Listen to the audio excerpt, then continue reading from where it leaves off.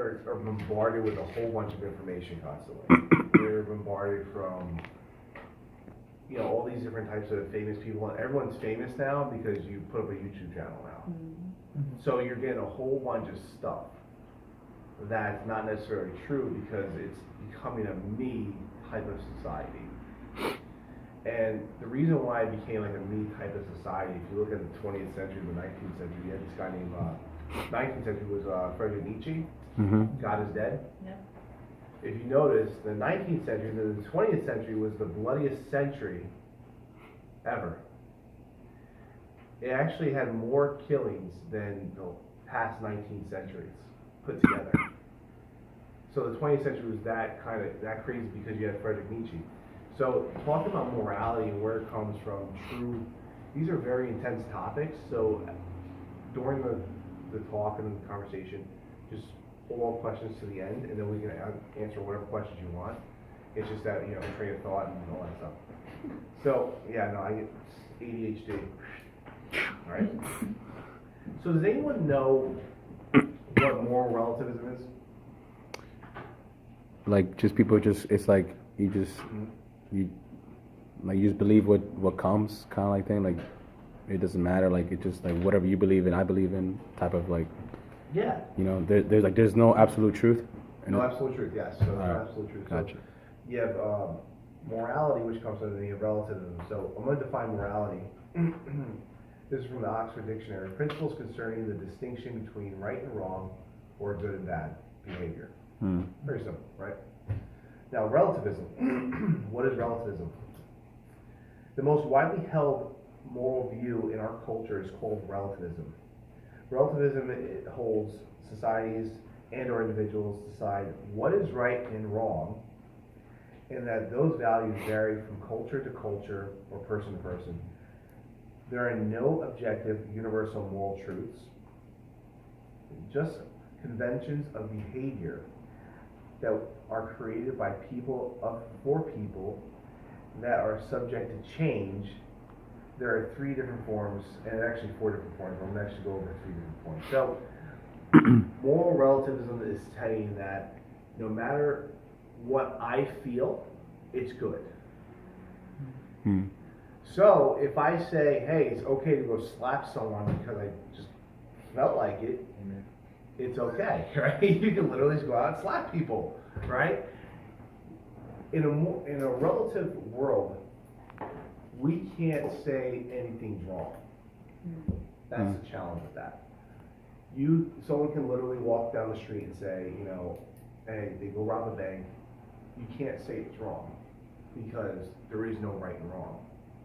There's different types of logic. So there's two types of logic I want to talk about. There's and or either or. One is the and or is relativism. You and I are both right because we both feel that we're right. The either or is saying that, hey, listen, either you're right or I'm right. This is a whole philosophical base, and this is what Nietzsche, all these atheists came up with. Well, everyone's right because everyone has their own point of view. That doesn't necessarily make it right. When is rape right? When is theft right?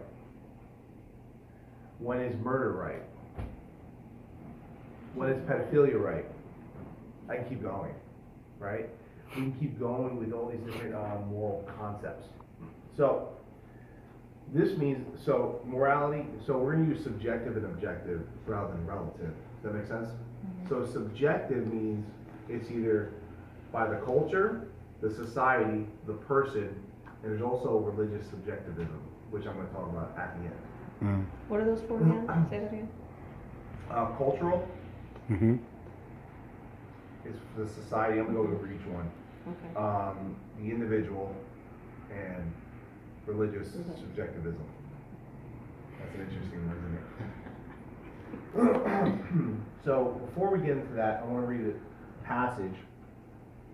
Matthew 6:24 says, "No one can be a slave to two masters, since either he will hate one and love the other, or devote to one and despise the other.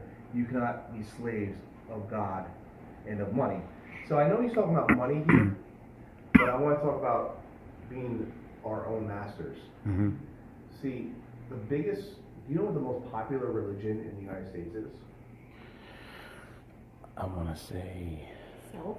humanism. Humanism. Humanism. Yes, humanism. It's a me culture. If you notice that video, all these self-help gurus, that, listen, you're the best. You can be the best you can be. Your best life Like now. Joel Osteen. Yes, that's gonna be our religious subjectivism. Be nice. Be nice. Not mentioning people's names. So the subjective morality. So you have cultural relativism.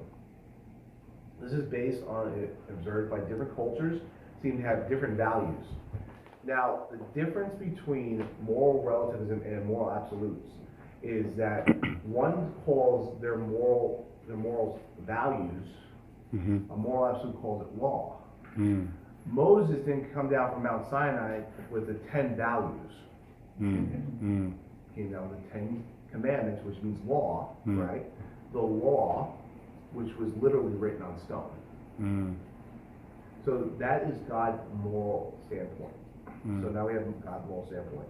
But we're going to kind of really focus on subjectivism because we, in a church, in our society, we actually deal with that a lot, subjectivism. Oh, Because that- people go according to their personal experiences to make certain decisions. Mm-hmm. Sometimes that helps, but that doesn't mean it's an absolute. Right. God's the only thing that's absolute, and there's absolute truth versus subjectivism and all that stuff. So we're gonna talk about culture though. So they're saying that each culture, from every different culture, there's different values. So therefore, it doesn't matter what that culture does versus that culture, because then they are both right because it's according to the culture. Mm. So once again, when is rape right? Mm. When is molestation right?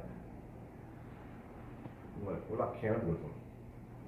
Do you know in certain cultures cannibalism is okay? Yeah. How messed up is that?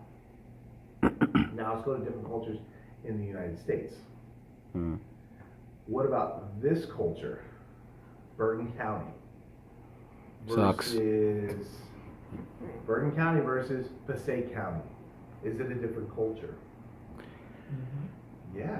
I would say the language, even the way they talk. The way people talk, like you see the way people think, Yeah, the way they live, and the way they what they live. value, like with materialism. Someone told me that they love going to Kentucky because all they do is talk about Bibles and babies. It's a different culture, right? So I would say Bergen is different from Kentucky, you know, Bergen's from Kentucky and all that stuff, but if you go to Texas, you go to North Carolina, you go to California, it's always a different culture. But if morality was based on culture, then who would determine what is right and wrong, and how could you come up with laws? That's my question. One thing you'll see is that I ask a lot of questions. You have to ask a lot of questions, especially in apologetics. So Mm. the subject of apologetics is, the word is called apologia Mm-hmm. in 1 Peter 3:15. To give an apologia a defense. That's the word for defense in Greek. So we as Christians need to know, because our people perish for lack of knowledge. And you see that in the church a lot. That's why there's not a lot of apologetics. So I'm saying it based from culture to culture. So if we have Spanish people here, right? Latino. Latino, right? You know, African American, you have Philip. Do we have a Filipino here? No. Paisanos. Italians. Italians. Italians. White. Right? We're just white. Just said it like. Anglo-Saxon stuff. Yeah, well, so if we were to say that from household to household, because there's different cultures in the household, then therefore, how would we determine what is right and wrong? Hmm. It makes absolutely no sense. So then you have the culture from where people come from, Mm-hmm. it changes certain aspects, right? Like, I'll give you, Italians love, they believe in this, this thing called the eye, what's it called?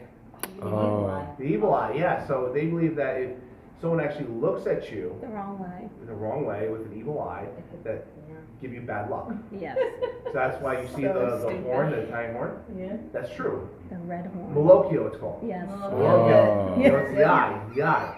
So it's a Wow. cultural thing, and so like you see different cultural thought process, which the thought process starts to now turn into certain cultural norms, which turns into cultural laws. Interesting. So all those little things, so they start taking the little things from there. Then you have conventionalism. Conventionalism is a view that society decides what is right and wrong. It contrasts to cultural relativism, which says that there is no right or wrong answer. Conventionalism claims that there is a right and wrong, but it varies from society to society. The majority rules, morality comes simply what is legal. What is legal? What is legal? Is it right? This is a good question. So the big one we're gonna probably discuss is abortion. Is abortion right? No. You guys just shout it out, whatever. No. I don't think so. So why is abortion not right? Because it's death. What's It's murder. Murder. life? You're being the own judge of, You're being that your own baby, judge, yeah. right? But society says it's okay. Right. But in Mexico, you don't have to. You can't abort children. You know that, right? In Mexico, you can't. In Mexico, you That can't. makes a lot of sense. Right? Of course. Yeah. Oh. It's a cartel thing. No, like now it makes sense. Right? Well, what I'm saying is, it's, from this perspective, Uh-huh. if things change from society to society, so back in the time in like 1500 BC when they were sacrificing children to Molech, Mm-hmm. so they had this metal statue they used to heat up and throw babies on it and play drums. But that was okay then. It's not okay now though, right? Talk about abortion, right? It's like practically the same thing. Because they're killing children. So the concept, side note, of abortion, the reason why I don't believe it's, if you were to take it from a scientific perspective, Mm-hmm. the way atheists and evolutionists believe that we came about is that there was some primordial ooze that like lightning struck and made this amoeba, this one-celled organism that supposedly had DNA and information to replicate itself. Because it makes sense, because the first law of thermodynamics goes out the window. Matter cannot be created or destroyed. So if they believe that was life, why not the cells that came together from a man and a woman to create more cells is not a living thing. Right, right. A simple cell is more complex. Pastor Frank says from the Google Corporation, but it's far more complex than the Google Corporation because it has all this information. That's why you have all this DNA. So, all right, back to conventionalism.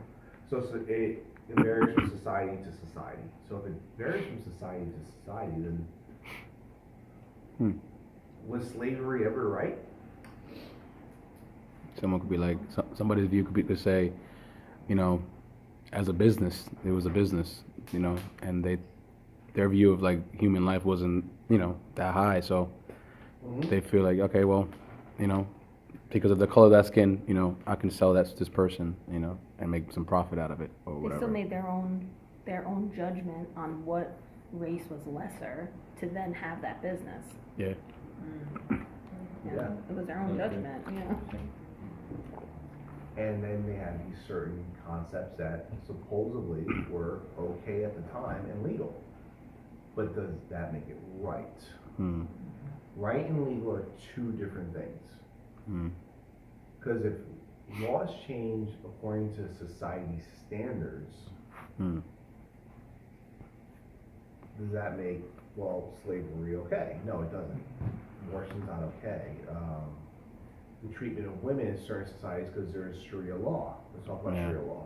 Which, I actually brought these books up here so you guys can see. So there's No God But One, Allah or Jesus, Nabeel Qureshi. He actually went home with the Lord recently. Yeah, He I was saw like that. 36 years old. He had stomach cancer.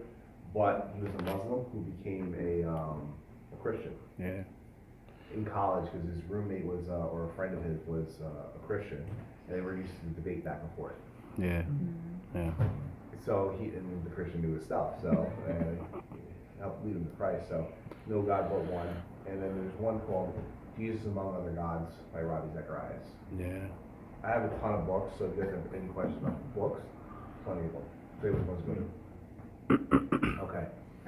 So, what is legal is not right. Okay, so far we have a cultural thing that's not always right. Mm-hmm. Then we have conventionalism, which is society, it's not always right. Now we have universal subjectivism. Universal. This claims that all truth is subjective, that is, in or dependent on the knower. Nowhere. Say that again? Universal subjectivism claims that all truth is subjective, that is, in or dependent on the knower. So it's dependent on the knower. So what does that mean? Individual? On the individual. How scary is Yeah. that? It's terrible, 'cause we know nothing. I'm serious. Mic I don't drop. know anything. Mic So I drop. kind of gave you defenses for each one. This is the most interesting one because this is what you're seeing a lot today. Yeah, I see that a lot. Everyone thinks they know. Everybody thinks. everything. I know. Yeah. But we know Exactly. nothing. Yeah. So you think about this. Can you build a house with a broken foundation? No. Nah. Okay. So as Christians, we believe that all sinners are all broken, right? Right. Every person across the board will say that no one's perfect. Right. It's one thing I always say, no one's perfect. So therefore, how could you say that you're going to come up with a moral standard if no one's perfect? Hmm. Yeah. It's a contradiction right there. The thing is, these are all self-contradicting arguments that atheists throw out there. Oh, it's my society. Well, that doesn't make it right. When's that right? Let's say the IRS said, hey, it's law now to pay 50% in taxes. Is that right? Someone's getting smoked. But according to universal subjectivism, guess what? If you smoke someone, It's cool. it's okay. Took my taxes. You can't say it's wrong. Hey. Now, these are the issues that we're dealing with now. We're dealing with homosexuality, obviously. We're dealing with transgender. And I'll never say condemn people, judge people, none of that. All right. We shouldn't. Here's what we should do. We should pray for those people, love on those people, and that's the only way that Christ brings us to Him is through love, right? So the universal subjectivism, the challenge is that we have all these people that are listening to a whole ton of people. You're listening to other people, and other people are telling you how to think. Mm. There's preachers out there that are teaching you how to think. Wrong. One thing I loved about Pastor Frank when I first started coming, he said, if anything that is set up here is wrong, you have the right to tell me. You can question him. It's big. And that is so true because we have, as Christians, have the authority to question people. Mm. And we need to question what's going on in society and going on with other people.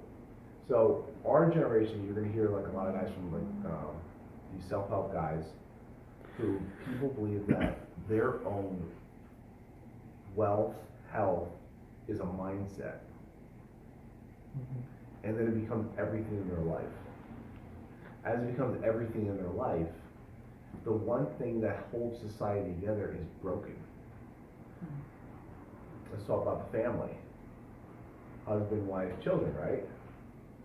Husband, wife, children. That is the smallest battle formation in society also in the church, but also in society. How do you procreate? How do you keep going? As a species, let's say, right? If we were to take it from an atheistic perspective, how do we keep going as a species?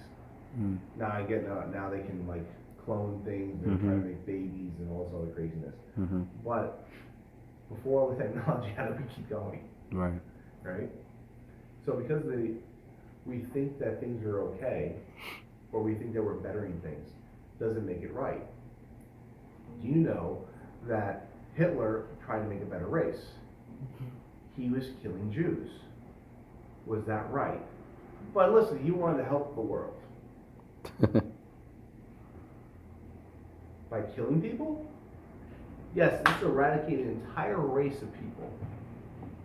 As we eradicate an entire race of people, does that make it right because you're trying to make the perfect race? Does that even make sense? But guess what? Who did he read? Nietzsche, yeah. So many people. Stalin? You know Stalin, he was going to school for ministry? Yeah. That I know. Yeah. Stalin. He was going to school for ministry, then he turned his back on God. And because he thought that there was no God, he killed about 15 million of his own people. 15 million. Damn. So people as a society, and this all kind of connects together. So you have these universal subjectivism, these people that think they know what's up, and then they start creating these laws and start creating cultures. So you have this broken foundation that you cannot build a house upon. So in the Bible it talks about building a house on sand or on rock. The sand analogy is far more in depth when you start like really thinking about it, because if you don't build it on a rock, right, do you have a proper foundation for your moral standpoint?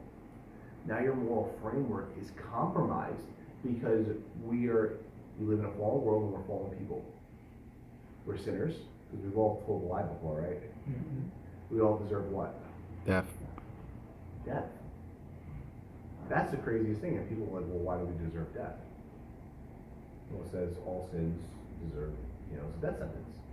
So if all sin deserves death, if we've all told a lie before, if we've all stolen something before, blasphemed the Lord's name, committed adultery before, those are 4 out of the 10, would we be innocent or guilty? So because of our moral framework and all the things that we've sinned, we've already proven that we can't do it on our own. So by understanding that we can't do it on our own, and that our moral standpoint and our foundation is completely broken, why would we therefore come up with ideas for what's right and wrong? A lot of questions there, right? Yeah. So I'm going to stop right here, right now. Anyone have any questions right now about what we just talked about? It's kind of like intense, deep. Oh man. No questions? When it comes to You weren't going to ask questions. how do you tell a woman who who says she's pregnant but she feels like like it's her body, and I guess explaining to her, she might not even believe in God or anything like that, but her thinking is probably like, she has her own thing of saying like, I know what's right and what's wrong, but she wants to abort this baby, and I guess she's not viewing it as a life, so like as a Christian, how can we, Very carefully. very carefully. Well, because this is the real stuff that's out there in the world, so I'm just saying. If you were to approach a woman that wants to have an abortion for a child, I would talk about her life and of God. You have to talk about God because God created life. Yeah. And God put this beautiful life in your body. And God made that a part of you. It might not be something you wanted, but it is a part of you. And I know people will say, well, something was raped, and whatever the case may be, but it's only at least half. But the other half is you. It's part of you. It's part of your genetics. It's, God gave you that to nurture and to love. And I would ask her, like, how would you feel if that were to happen to your mother? Would you want to be aborted? Ask her. And it's a tough question, and you have to be very sincere with those things. Yeah, I know, because sometimes we might, I think all of us could probably can name one person, or know somebody, whether a relative or a friend, that we might know or we care about, and they must have done this. Maybe they did it more than once, or they've done it, or I'm saying. It's like as a friend, you know what I mean? How can, you know, we can kind of show them a way, like, look, you know, life matters, and, you know, that person, you know, that matters, you know what I mean? I know people, man. I'm just saying. Send them to me. Send them to me. But I'm just saying, like, it's just, you know, as a There you guy, go. but, you know, I mean, you know, but. I think the That top, makes- that yeah, makes I, sense. yeah, I think that topic is a hard one, but that's when we have to start speaking truth and love, and a lot of love. Yeah, I agree. Alright. So any questions about the moral subjectivism part? No? Alright, so now we're gonna go do objective moral and moral absolutes. So for objective morality to be true, obviously it has to be objective, not subjective. There's a moral duty for all people. And eternal, it's not temporal, no obligation. There's an obligation, it's duty throughout all times, and it's universal, duty for all places. So you skip the cultural, it goes through cultures, societies, and people. Mm. Right? So, in order to decide which one's right and wrong, we must first understand what is truth. This is where you guys can shout it out. This is gonna be fun. What do you think truth is? The Bible. Truth. What is truth? It's funny because Pilate asked that question. Yeah. What is truth? I did to Jesus. He said, what is truth? The easy answer would be like, Jesus is truth. Right? That'd be the nice, easy one we want, right? Well, let's use examples of truth. Is 2 + 2 4? It's 5. It's 5. Universal subjectivism, right?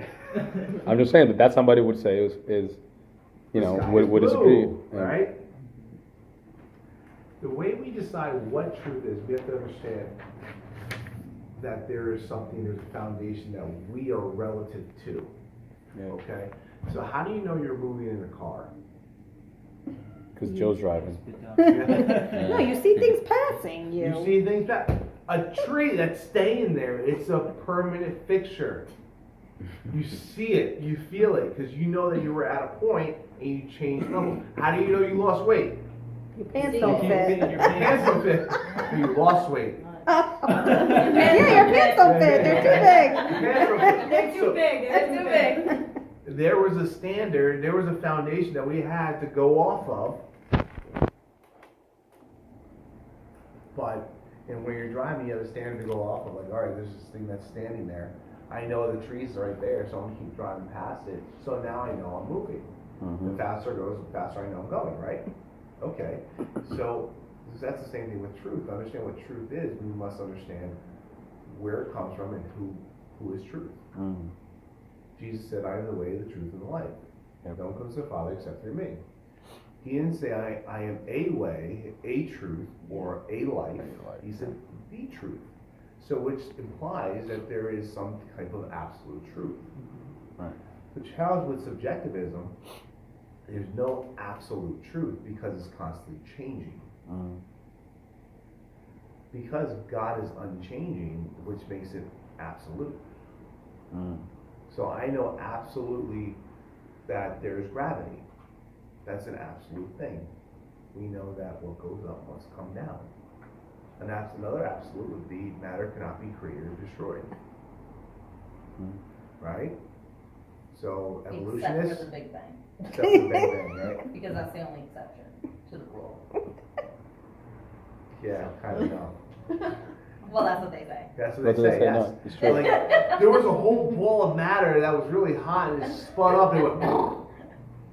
But then, right, in every textbook, they can teach the kids that matter doesn't, that you can't change That, it. yeah. Yeah, so it's It's Makes kind a of lot of weird. sense. It's kind of weird. self-contradicting. So all this stuff is they just contradict themselves, and they have this what's called a circular argument. So they constantly keep going around in circles. I recommend watching Ray Comfort, Evolution Living versus God. Waters. Evolution Yes. versus God.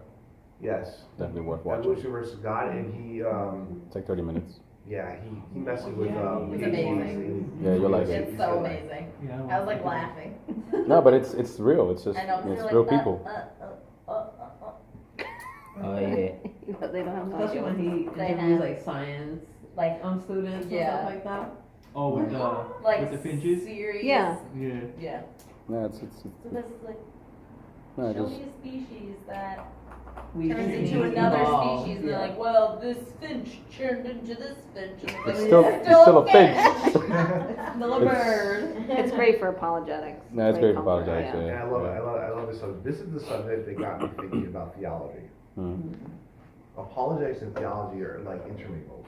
Because in order to do apologetics, you must understand theology. Mm. Like the cosmological argument, teleological argument, all these different types of arguments, which are biblical truths, but also theological truths and theological concepts, which is systematic theology. All this stuff kind of comes in, and we need to be understanding that, hey, listen, we need to know this stuff. So with our moral standpoint, if it's not objective and it's subjective, who cares what we do? We have a moral standard. That moral truth is called the Ten Commandments. Mm. That's how you know you're a sinner. Because we're unable to get to that point, that's why Jesus had to come down 2,000 years ago and die on a cross 6 hours on Friday, take the entire sins upon the world, be scourged, beaten, spit on, crown of thorns put on his head, carry a cross like a mile, while after all that stuff happened, and then be crucified for 6 hours. Wow.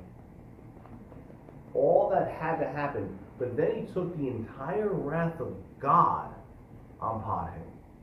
So imagine all your sins, your sins, your sins, your sins, your sins, your sins, your sins, your sins, your sins, your sins, and my sins. How bad are those sins? It's a lot of sins, right? All that guilt. Overwhelming. and- Too much, Imagine man. Past, present, and future. All people. Billions and billions and billions of people. That's why you all call their it. sins. That's why it's called like the cup. Like it's a cup. Like, but that cup, it was like no other cup. It's like, you know what I mean? It's like the weight of it. You know what I mean? It's like you can't even. No man, no angel, no other person could drink that cup. You know what I mean? Mm-hmm. So yeah, 90% right. And that's why, because Jesus was absolutely perfect in every which way. he was righteous. Yeah.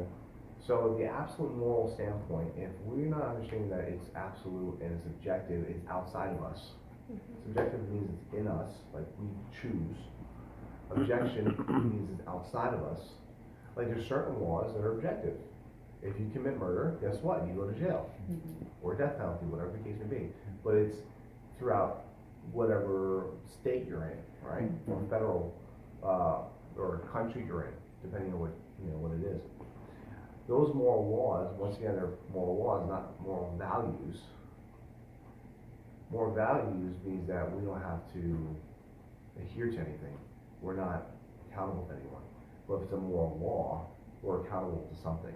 That means we have to follow it. I know that if I drive 90 miles an hour down the street and a cop catches me, it's going to be a bad day for me, right? It's something that's subjective, meaning that if I speed, I'm going to probably get a ticket. That same concept. So the question is, if we have moral objectivism and it's absolute, and truth's absolute, there's an absolute truth. By the way, when people